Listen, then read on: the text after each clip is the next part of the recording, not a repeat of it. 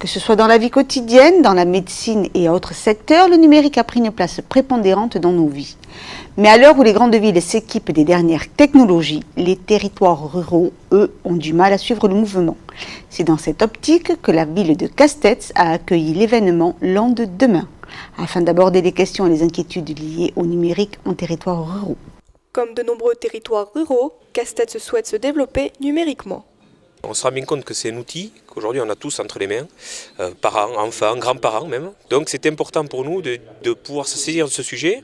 Ici, voilà, on a envie de réfléchir à ça et puis de peut-être aller plus loin sur ce territoire dans le numérique.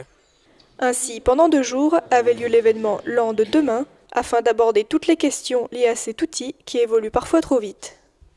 Nous sommes dans un monde où le numérique prend la part la plus importante et notre capacité à suivre l'évolution, elle est souvent inversement proportionnelle à notre capacité d'avoir accès à l'outil. On a beaucoup d'entreprises très présentes et elles ne nous ont pas attendu pour passer à l'ère du numérique. Et donc il faut que nous, communes, on puisse les aider. Un acteur dans une filière numérique, elle a une nécessité d'être à la même vitesse parce que faut faire vivre son activité économique. Un citoyen lambda, parce qu'il a plein d'autres choses ailleurs, il faut qu'on lui permette cela. Mieux former les citoyens est donc aujourd'hui une nécessité. Land Demain aujourd'hui est fait à l'initiative d'un tiers-lieu qui s'appelle l'ASMALA.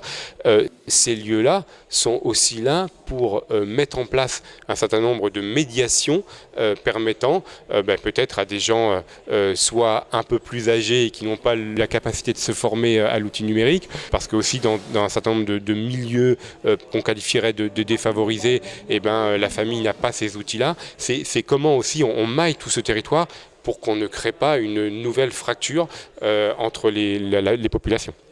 Garder l'esprit ouvert et ne pas reculer face aux changements que peut apporter le numérique étaient les mots d'ordre de ces journées.